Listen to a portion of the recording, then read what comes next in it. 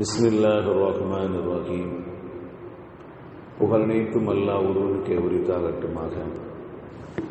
இறைவனின் சாந்தியும் சமாதானமும் கண்மணி நாயகம் ரசூலுல்லாஹி ஸல்லல்லாஹு அலைஹி வஸல்லம் அவர்கள் மீதும், அன்னாரை பின்பற்றி வாழ்ந்த சத்திய சஹாபாக்கள், தாபீன்கள், தபஅ தாபீன்கள், வலிமார்கள், நாதாக்கள், சுஹதாக்கள்,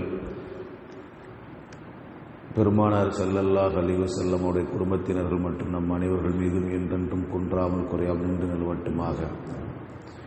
قال الله سبحانه وتعالى في القرآن العظيم: أعوذ بالله من الشيطان الرجيم بسم الله الرحمن الرحيم ليجزيهم الله أحسن ما عملوا ويزيدهم من فضله والله يرزق من يشاء بغير حساب. சதகல்லாஹுல் அலில் அலீம். அவர்களுக்கு அவர்கள் செய்த நல்லறங்களின் நற்பலனை அல்லாஹ் அளிக்க வேண்டும் என்பதும், தன் அருளை அவர்களுக்கு அவன் கூடுதலாக வழங்க வேண்டும் என்பதுமே இதற்கு காரணமாகும். அல்லாஹ் தன் நாடுவோருக்கு கணக்கின்றி வழங்குவான் என்று அல்லாஹ் ரப்புல் ஆலமீன் திருமறையிலே சொல்லித் தருகிறான்.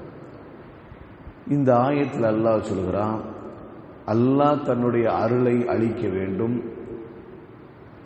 அல்லாஹ் அவர்களுக்கு நற்பலனை அளிக்க வேண்டும் என்பதற்காக வேண்டியே இப்படி செய்கிறான் என்று அல்லாஹ் தஆலா சொல்றான். இதுக்கு முந்தின வசனத்தில் என்ன அல்லாஹ் பேசுனா, சில ஆண்கள் இருக்கிறார்கள், சில ஆண்கள்னா சஹாபாக்கள், அவர்களுக்கு வியாபாரமோ கொடுக்கல் வாங்கலோ அல்லாஹ்வை திக்ர் செய்வதை விட்டும், தொழுகையை நிலைநாட்டுவதை விட்டும், ஜக்காத்தை கொடுப்பதை விட்டு தடுக்காது. அப்போ அவர்களுக்கு என்ன, அவங்க தொழுகை நடத்திக்கிட்டே இருப்பாங்க, அவங்க ஜக்காத்து கொடுத்துக்கிட்டே இருப்பாங்க, அவங்க அல்லாஹ் நினைச்சுக்கிட்டே இருப்பாங்க, வியாபாரம் பண்ணுவாங்க, ஆனா அல்லாஹ்வை நினைப்பார்கள். வியாபாரமும் கொடுக்கல் வாங்கலும் இந்த நற்காரியங்களை விட்டு தடுக்காது. அந்த வியாபாரத்தை அப்படி தூக்கி போட்டுனாலும் அல்லாஹ்வை நினைவதுக்கு வருவாங்க. இது ஏன் இப்படி வராங்க? அல்லாஹ் அவர்களுக்கு நற்பலனை அளிக்க வேண்டும், அல்லாஹ் அவர்களுக்கு நற்பலனை அளிக்க வேண்டும், தன் அருளை வழங்க வேண்டும் என்று அல்லாஹ் தஆலா நாடி இருக்கான். அதனால தான் அவர்களுக்கு வியாபாரம் பெருசா தெரியல, அவங்களுக்கு கொடுக்கல் வாங்கல் பெருசா தெரியல, தொழுகை பெருசா தெரிஞ்சது, அல்லாஹ் நினைத்து பார்ப்பது பெருசா தெரிஞ்சது, ஜக்காத் கொடுக்க வேண்டும் என்பது பெருசா தெரிஞ்சது, வரக்கூடிய வருமானங்களாகிய அந்த வியாபாரமும் அந்த கொடுக்கல் வாங்கல் அவங்களுக்கு பெருசா தெரியல. அதை தியாகம் செய்தார்கள், அல்லாஹ் தஆலா என்ன செஞ்சான், நிரப்பமாக கொடுக்கிறான். கண்மணி முத்து முகமது ஸல்லல்லாஹு அலைஹி வஸல்லம் அவர்கள் ஒரு செய்தியை சொல்வார்கள். மறுமை நாள்ல அல்லாஹ் தஆலா எல்லாத்தையும் ஒன்று சேர்ப்பான். ஆதம் அலைஹிஸ்ஸலாத்து வஸ்ஸலாம் அவர்களிருந்து கியாமத் நாள் வரை வரக்கூடிய அனைத்து மக்களையும் அல்லாஹ் தஆலா ஒன்று திரட்டி ஒரு மலக்கை கொண்டு அனுப்புவான். ஒரு மலக்கை சொல்ல வைப்பானா, இன்னைக்கு யாருக்கு தெரியுமா கண்ணியம், இன்றைய நாள்ல யாருக்கு தெரியுமா கண்ணியம் என்று கேட்பான். அப்போ அல்லாஹ் தஆலா அந்த மலக்குமாரை விட்டு இப்படி கேள்வி கேட்டுட்டு அந்த மலக்குமாரை விட்டு எழுப்ப சொல்வானா. கேள்வி கணக்கு இல்லாமல், விசாரணை இல்லாமல் சொர்க்கத்தில் செல்லக்கூடிய செல்லுங்கள் என்று சொல்வான். அந்த மலக்குமார் விட்டு சொல்லுவான். மலக்குமார் சொல்வாங்க, விசாரணை இல்லாமல், கேள்வி கணக்கு இல்லாமல் நீங்கள் சொர்க்கத்தில் செல்லுங்கள் என்று சொல்லும் போது குறைந்த மனிதர்களை எழுந்து செல்வார்கள், குறைந்த மனிதர்களே எழுந்து செல்வார்கள். சொன்ன உடனே அவர்கள் யார் தெரியுமா, சென்றவர்கள் யார் தெரியுமா, அவர்கள்தான் அவருடைய தொழுகையோ, அவருடைய நோன்பையோ, அவருடைய ஜக்காத்தையோ, அவருடைய வியாபாரமும், அவருடைய கொடுக்கல் வாங்க தடுக்கவில்லையே, அவர்கள் தான் செல்வார்கள். யார் செல்வார்? இந்த ஆயத்தின் மேற்கூறப்பட்ட ஆயத்தின் அடிப்படையில் வியாபாரமும் கொடுக்கல் வாங்கலும் எந்த மனிதர்களை தொழுகை விட்டும் அவர் ஜக்காத்தை விட்டும் அல்லாஹ் நினைத்து பார்ப்பதை விட்டு தடுக்கவில்லையோ அவர்கள் என்ன செல்வார்கள். அப்ப இந்த உலகத்தில் வியாபாரம் நடந்து கொண்டிருக்கும் போது பாங்கு சொல்லப்பட்டுச்சு, வியாபாரம் இவ்வளவுதான், அதுக்கு மேல பாங்கு சொல்லிச்சு, நான் தொழுகை முடிச்சுட்டு தான் வருவேன் அப்படி சொல்லிட்டு வந்தாரு தெரியுங்களா. இவர் யாருங்க? மறுமை நாளில் சொர்க்கத்தில் கேள்விகளுக்கெல்லாம் நுழையக்கூடியவர்கள், மறுமை நாளில் சொர்க்கத்தில் கேள்விகளுக்கெல்லாம் நுழையக்கூடியவர்கள். அப்போ அல்லாஹ் மறுமை நாளில் கேள்வி கேட்க ஆரம்பிச்சானா எப்படி இருக்கும்? கேள்வி கணக்கு கேட்க ஆரம்பிச்சா எப்படி இருக்குங்க? தாங்க முடியுமா?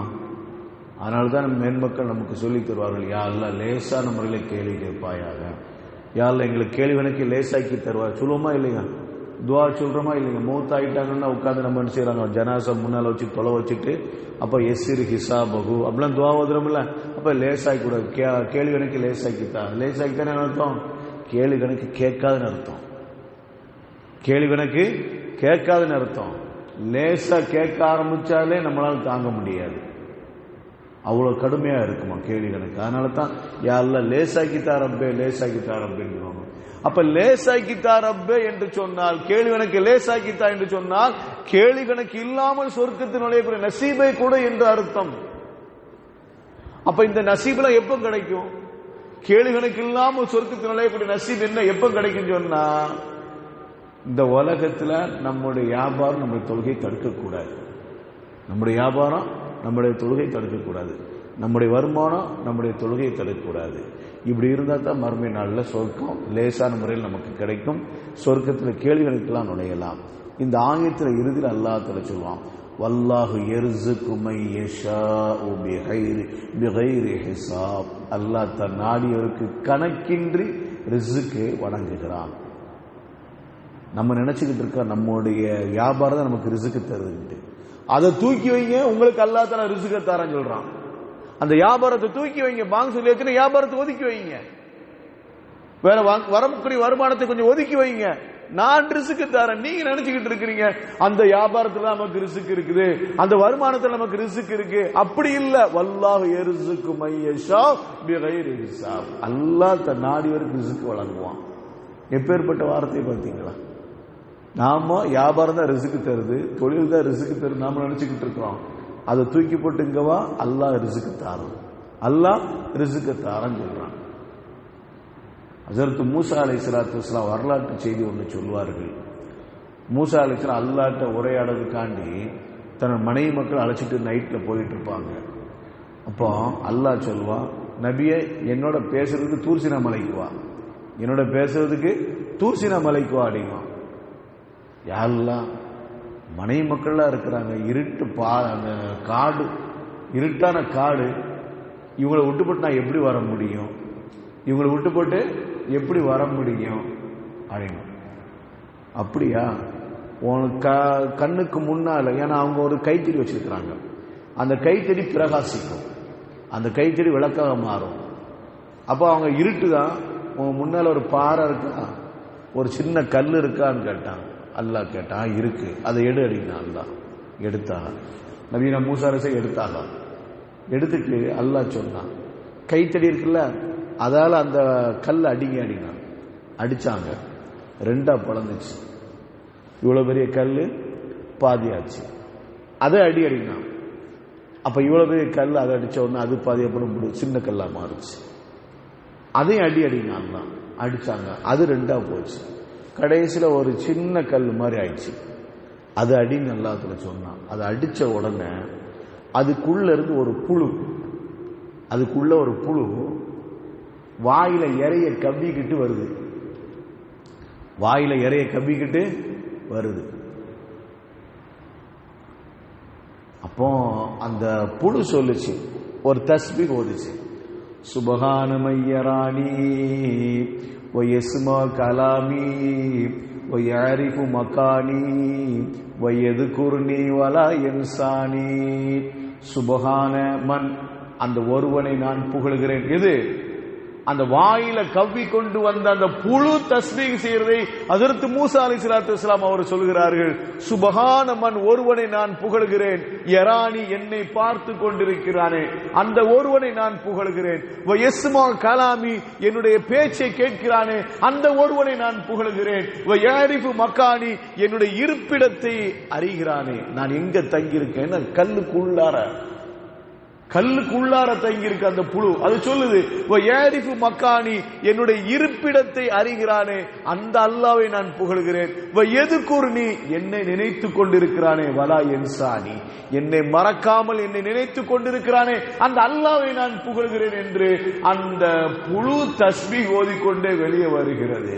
ஹஜ்ரத் மூசா அலைஹிஸ்ஸலாத்து வஸ்ஸலாம், ரப்பே என்னை மன்னிச்சிடு ரப்பே, நான் இப்பொழுது விட்டு விட்டு உன்னிடத்தில் வருகிறேன் என்று சொல்லி தன்னுடைய மனைவி மக்கள் அந்த இடத்துல விட்டு போட்டு நேர தூர்சினா மலைக்கு இந்த இரவுல வந்து சேர்ந்தார்கள் என்று வரலாறு நமக்கு சொல்லும். இந்த இடத்துல என்ன ரிஸ்க் வழங்குற யாருங்க? ரிசுக்கு வழங்குவன் யாருங்க? அல்லாஹ். ரிசுக்கு வழங்குவன் அல்லாஹ். கல்லுக்குள்ள இருக்கின்ற, பாறைக்குள்ள இருக்கின்ற தேரைக்கும் உணவை வழங்கக்கூடியவன் அல்லாஹ். அந்த நினைச்சு கூட பார்க்க முடியாது. பெரிய மலை தான், மலையை தாண்டி ஒரு மண் எதுவுமே கிடையாது.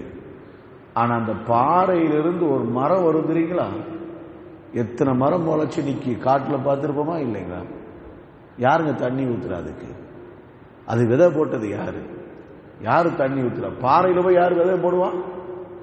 அந்த விதையை போட்டது மட்டும் இல்லாம அது தண்ணீரை கொண்டு, அதுக்கு தண்ணீரை கொடுத்து, அதுக்குள்ள ஜீவனாம்சத்தை கொடுத்து அல்லாஹ் தஆலா மரமா வளர்த்து நிற்கிறான். எத்தனை மரங்கள் அந்த பாறையில அப்படியே வளர்ந்து வேறு விட்டு இருக்கிறது. இதெல்லாம் யாரு செய்ய? அல்லாஹ் தானே. அப்ப நாம நினைச்சிடக்கூடாது நமக்கு பொருளாதாரம் தானா, நம்முடைய வியாபாரம் தான் நமக்கு ரிஸ்கை வழங்குறது, அப்படி நினைக்க கூடாது என்பதை அல்லாஹ் இந்த ஆயத்தின் மூலமாக நமக்கு ஆணித்தரமாக சொல்லி தருகிறான். அல்லாஹ் ரப்புல் ஆலமீன் நம் அனைவருக்கும் கிருபை செய்வானாக. அல்லாஹ் ரப்புல் ஆலமீன் நம் அனைவருக்கும் தங்குதடை இல்லாத ரிஸ்கை வழங்கி அருள் புரிவானாக. வாஹிரு தஅவானா அல்ஹம்துலில்லாஹி ரப்பில் ஆலமீன். சுப்ஹானல்லாஹி வ பிஹம்திஹி சுப்ஹானக அல்லாஹும்ம وبحمدك أشهد أن لا إله إلا أنت أستغفرك وأتوب إليك. سبحان ربك رب العزة عما يصفون وسلام على المرسلين والحمد لله رب العالمين. صلى الله على محمد صلى الله عليه وسلم. صلى الله على محمد صلى الله عليه وسلم. صلى الله على محمد يا رب صل عليه وسلم. السلام عليكم ورحمة الله تعالى وبركاته.